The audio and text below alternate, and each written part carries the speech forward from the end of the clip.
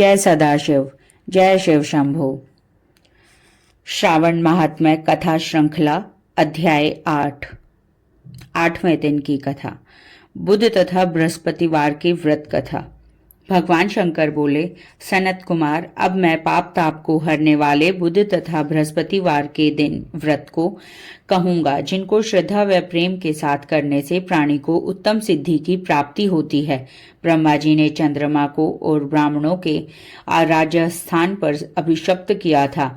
किसी समय चंद्रमा ने श्री बृहस्पति जी की तारा नामक स्त्री को देखा। वह संपूर्ण लक्षण संपन्न, उमड़ती जवानी युक्त, रमणीय रूप लावण्य संपन्न थी। चंद्रमा उस रूप की खान अत्यंत सुंदर तारा को देखकर मोहित हो गए, काम के वश में हो गए और अपने बल से गुरु पत्नी का उपभोग किया। बहुत काल बीत जाने पर उसके यहाँ एक पुत्र हुआ, जिसका नाम बुध रखा, जो विद्वान, रूपमान और सर्व लक्षणों से युक्त था। बृहस्पति अपनी पत्नी को तलाश करते हुए चंद्रमा के यहाँ पहुंचे और उनसे कहा, मेरी पत्नी मुझे वापस लौटा दो। तुमने गुरु पत्नी के साथ कैसा गमन किया है, इस पाप से भला तुम्हारा किस प्रकार छुटकारा होगा। इस महापाप की और तुम्हारी बुद्धि की किस प्रकार। इस तरीके से उन्होंने उसे बहुत सुनाया। अब तुम चुपचाप मेरी स्त्री को मुझे वापस लौटा दो एवं स्वयं प्रायश्चित करके पाप से रहित हो जाओ। यदि तुम इससे वापस नहीं लौटाओगे तो मैं इंद्र सभा में जाकर तुम्हारे इस पाप को कहूंगा। बृहस्पति के इस प्रकार कहने पर चंद्रमा ने तारा को नहीं लौटाया। तब बृहस्पति देव सभा में गए और वहां जाकर फरियाद की, मेरी पत्नी का चंद्रमा ने अपहरण कर लिया है और वह मांगने पर भी पत्नी को लौटा नहीं रहा। हे इंद्र, आप देवराज हैं, आप देवताओं से कहकर मेरी पत्नी मुझे वापस दिलवा दीजिए, नहीं तो चंद्रमा ने जो पाप किया है वह आपको लगेगा। मेरी इस बात में रत्ती भर भी संशय की गुंजाइश नहीं है, क्योंकि राजा का पाप शास्त्र के प्रमाण से राजा को ही भोगना पड़ता है। दुर्बल का बल राजा है, ऐसा पुराणों में कहा गया है। इंद्र ने चंद्रमा को बुलवाया और उससे कहा, हे चंद्र, गुरु बृहस्पति की पत्नी वापस लौटा दो। किसी दूसरे की पत्नी के साथ गमन करने को पाप कहते हैं, लेकिन गुरु की पत्नी के साथ गमन करना महापाप है। अतः हे चंद्र, तुम गुरु की पत्नी बिना विचारे ही वापस लौटा दो। देवराज इंद्र के वचन सुनकर चंद्रमा ने कहा, आपके आदेशानुसार मैं इनकी पत्नी इनको वापस लौटा देता हूँ, मगर मैं अपना पुत्र इनको बिल्कुल नहीं दूंगा, क्योंकि यह मेरा पुत्र है। चंद्रमा की इस बात से देवताओं को संशय पैदा हो गया। यह पुत्र किसका है, यह तो तारा ही ठीक ठीक बतला सकती है। उन्होंने बृहस्पति की पत्नी तारा को बुलाकर पूछा, हे कल्याणी, तुम सच सच कहो कि यह पुत्र किसका है, झूठ नहीं बोलना। लज्जा से संपन्न तारा ने कहा, यह बालक चंद्रमा का औरस और बृहस्पति का क्षेत्रज पुत्र है। अब मैं आपको जो उचित समझे दे दीजिए। तारा की बात सुनकर देवताओं ने बालक बुध चंद्रमा को दे दिया।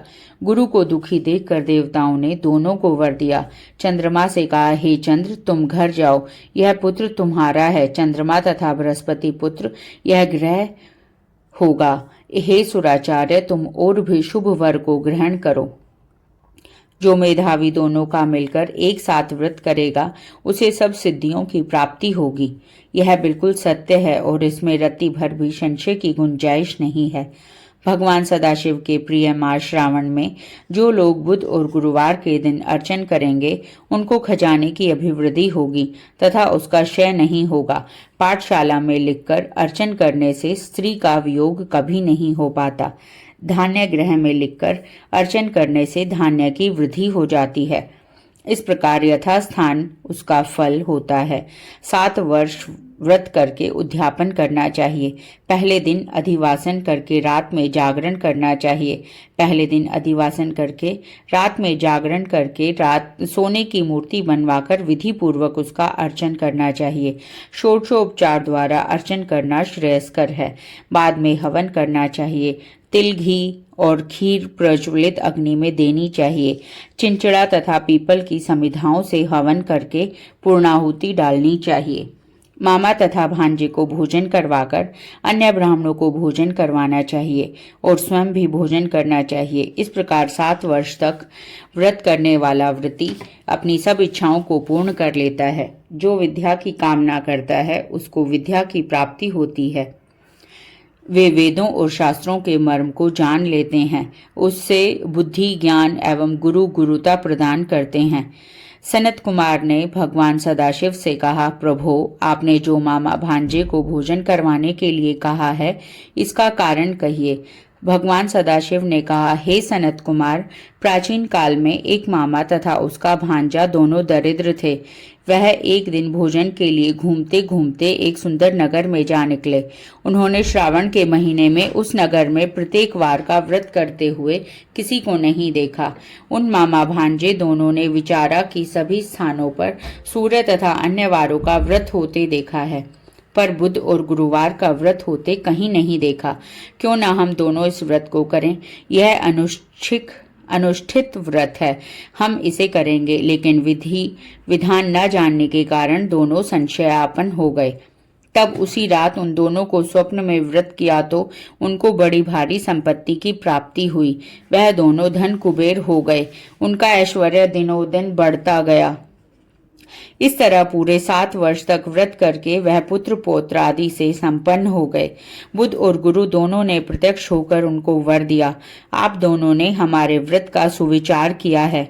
आज से जो कोई भी इस व्रत को करेगा और मामा भांजे को भोजन कराएगा, यह उत्तम सिद्धियों को प्राप्त करेगा। जब इस संसार से विदा होगा तब चंद्रमा और सूर्य रहेंगे जब तक हमारे लोक में रहेगा।